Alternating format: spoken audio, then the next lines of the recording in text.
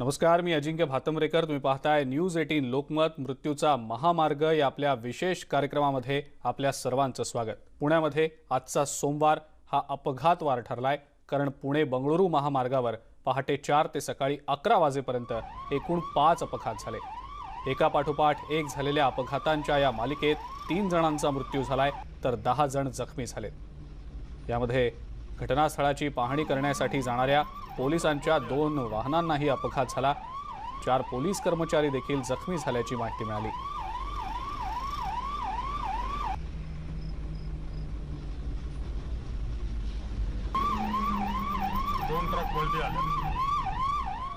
बारामतीच्या खासदार सुप्रिया सुळे यांनी देखील अपघात स्थळी भेट दिली. त्यांच्यासोबत राष्ट्रवादी काँग्रेसचे काही स्थानिक नगरसेवक देखील होते.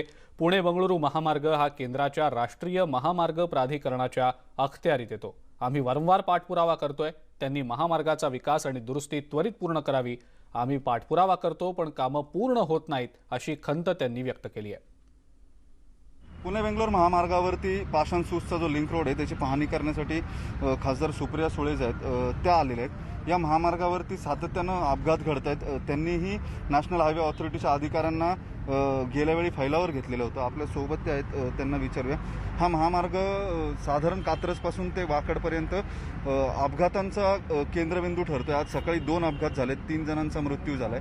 यापूर्वीही कात्रज बोगद्यापासून ते आंबेगाव नरेच्या परिसरात जे अपघात होत होते त्यासाठी तुम्ही भेट दिलेली होती, बैठक घेतलेली होती नॅशनल हायवे ऑथॉरिटीच्या अधिकाऱ्यांकडून. मात्र अजूनही कार्यवाही जी आहे ती होताना काही दिसत नाही. आपल्याला कार्यवाही तर पाहिजेच, पण हे काम लवकर आणि वेळेत पूर्ण होणं हे जास्ती महत्त्वाचं आहे. नॅशनल हायवेचा पॅचेसमध्ये चांगलं काम झालं आहे आणि पॅचेस असे आहेत जिथे काहीच काम झालेलं नाही आणि त्याच्यामुळे सातत्याने ट्रॅफिकही होतो, प्रदूषणही होतं आणि अनेक जी ॲक्सिडेंट्स होत आहेत तेही होत आहेत. पण हे स्टेटचे विषय नसून केंद्राचे आहेत, त्यामुळे नॅशनल हायवेनी त्यांची जबाबदारी लवकर पूर्ण करावी एवढीच आमची विनंती आहे. आज तुम्ही पाषाण सूस रोडची इथली पाहणी केली, पुलाची.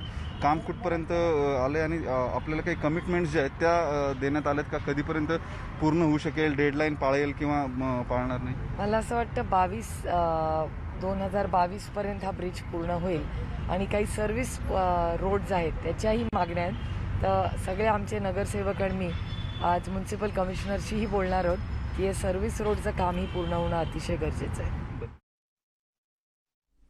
पुणे बंगळुरू महामार्गावर किवळे गावाजवळ खासगी प्रवासी बसलाही अपघात झाला. एका टेम्पोला या बसनं मागून जोरदार धडक दिली.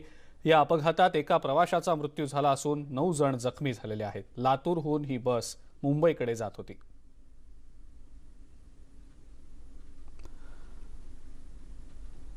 आजचा सोमवारचा हा दिवस पुणेकरांसाठी अपघातवार ठरलेला आहे. 5 अपघात पुण्यामध्ये सकाळच्या वेळेला झालेले आहेत आणि तेही मुंबई बंगळुरू हायवेवर, पुणे बंगळुरू हायवेवर. या 5 अपघातांमध्ये 3 जणांचा मृत्यू झालाय, तर जवळपास 8 ते 10 जण जखमी झालेले आहेत.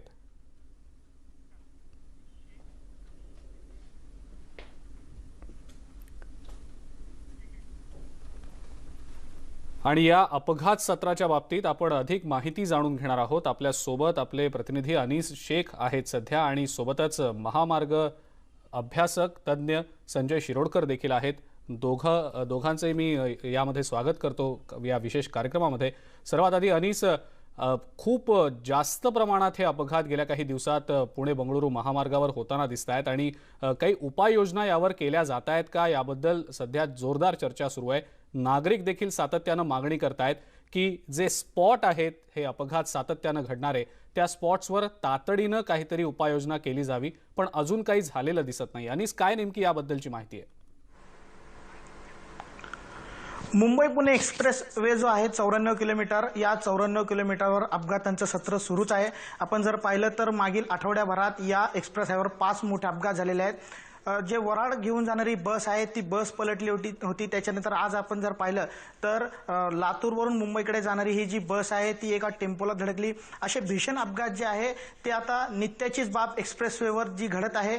महामार्ग पोलीस जे आहे ते बेधडकपणे वाहन चालवणाऱ्या वाहन चालकावर कारवाई करतात, स्पीड गनच्या माध्यमातून कारवाई करतात. लेन कटिंग तसेच पोलिसांच्या सूचनेकडे दुर्लक्ष करणाऱ्या अशा वाहन चालकांकडून जे आहे ते लाखो रुपयाचा दंड वसूल केला जातो. परंतु वाहन चालक जे आहे ते शिस्तीचं पालन करत नाहीये. ओव्हर स्पीडिंग हा एक अपघाताचा प्रमुख मुद्दा म्हणलं तर वावगं ठरेल.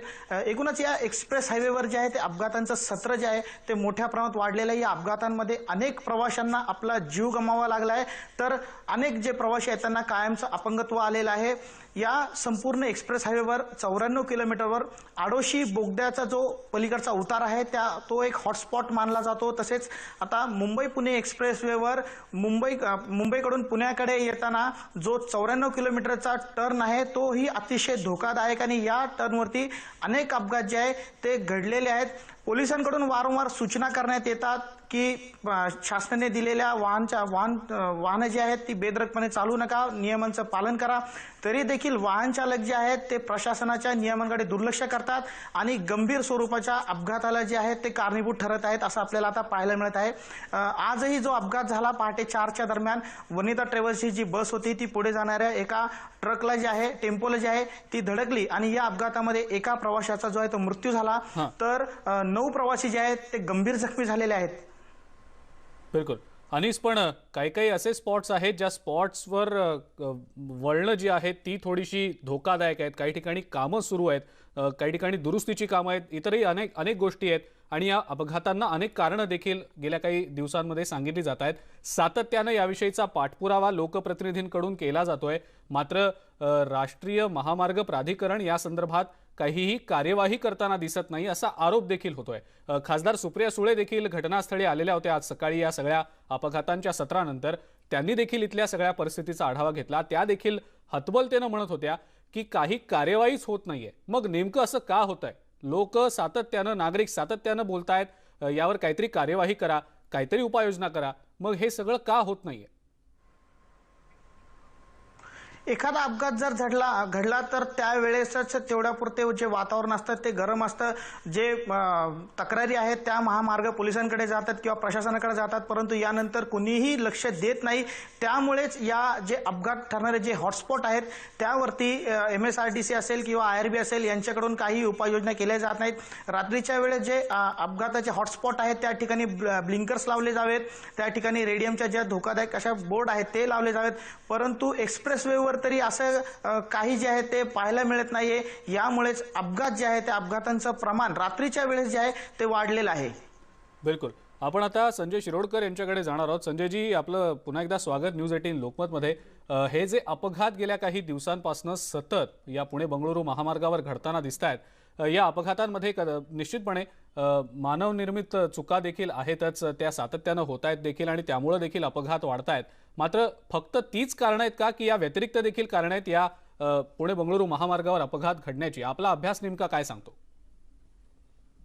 वाहन चालकाची चूक आणि त्याच्यावर ठपका ठेवून हे प्रकरण मिटवायची हे अगदी फार सोपी पद्धत आहे. चूक असते का? काही अंशी असते, बरोबर आहे. परंतु मला सांगा, जे बेसिकली रिसर ऑडिट व्हायला पाहिजे, इन्स्पेक्शन व्हायला पाहिजे, स्ट्रक्चरल ऑडिट व्हायला पाहिजे, ते होतात का? किंवा एवढ्या 20 वर्षामध्ये एक्सप्रेसवे म्हणा का कुठलाही हायवे घ्या, हजारो अपघात झाले, शेकडो हजारो नागरिकांनी जीव गेला. एक उदाहरण सांगा की जो कोणी कॉन्ट्रॅक्टर असेल, कन्स्ट्रक्टर असेल किंवा मेंटेनन्स असेल, बरोबर आहे, किंवा सरकारी अधिकारी असेल, PWD असेल, MSRTC असेल, नॅशनल हायवे, एकावर तरी FIR दाखल झाला का? एकावर तरी सदोष मनुष्यवधाचा गुन्हा दाखल झाला का? त्याचं उत्तर आहे नाही.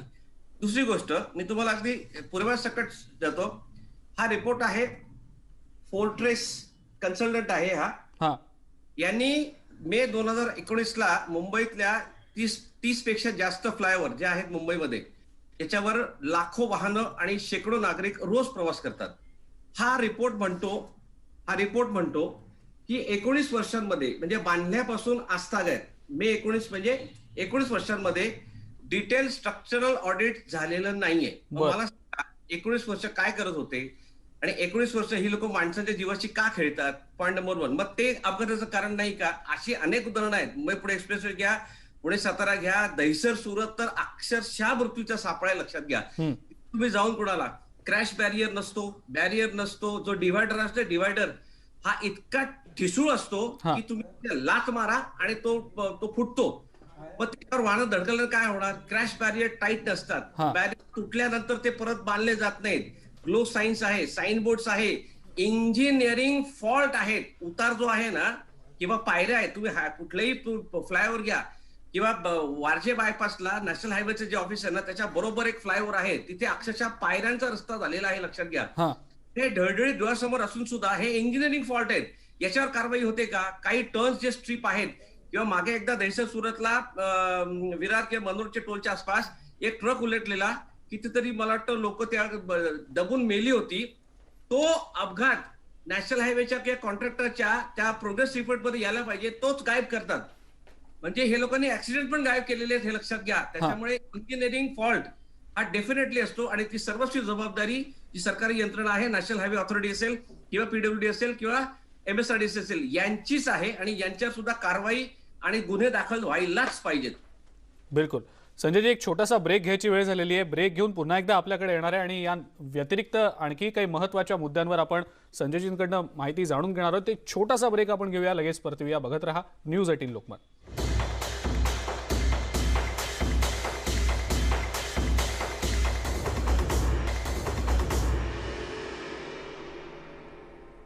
मृत्यूचा महामार्ग या आपल्या विशेष कार्यक्रमामध्ये ब्रेकनंतर आपल्या सगळ्यांचं पुन्हा एकदा स्वागत. ब्रेकला जाण्यापूर्वी राष्ट्रीय महामार्गांवर होणारे जे अपघात आहेत आणि त्या अपघातांची जी काही कारणं आहेत त्याचा उहापोह आपण करत होतो. ब्रेक नंतर सुद्धा संजय शिरोडकर आपल्या सोबत आहेतच. संजयजी, मगाशी तुम्ही ज्या महत्त्वाच्या मुद्द्यांचा उल्लेख केलात त्यामध्ये आणखीन एक महत्त्वाचा मुद्दा विचारायचा होता, तो म्हणजे या राष्ट्रीय महामार्गांवर असे काही स्पॉट्स असतात की ज्या स्पॉट्सवर वारंवार आणि सतत अपघात घडत असतात. अपघात प्रवण क्षेत्र असं त्याला म्हटलं जातं. या क्षेत्रांमध्ये काही खास उपाययोजना कराव्या लागत असतात. मात्र या पुणे बंगळुरू महामार्गावर ज्या ठिकाणी सतत आणि काही विशिष्ट अशा स्पॉट्सवर हे अपघात वारंवार घडून येत आहेत, त्या ठिकाणी अशा काही उपाययोजना केल्या गेल्या होत्या का? त्या आयडेंटिफाय करून त्या संदर्भात काही केलं गेलं होतं का?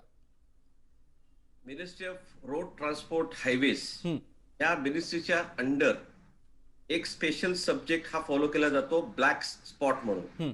ब्लॅक स्पॉट म्हणजे तिथे 100% अपघात होतात आणि ब्लॅक स्पॉट याचा अर्थ जीव जातो, माणसं मरतात. हा एक स्पेशल सब्जेक्ट आहे ज्याच्यावर मिनिस्ट्री सातत्याने काम करत असते. या ब्लॅक स्पॉटचा सर्व्हे होतो, या ब्लॅक स्पॉटचा रिपोर्ट जातो, या ब्लॅक स्पॉट कमी करण्याकरता काम केलं जातं.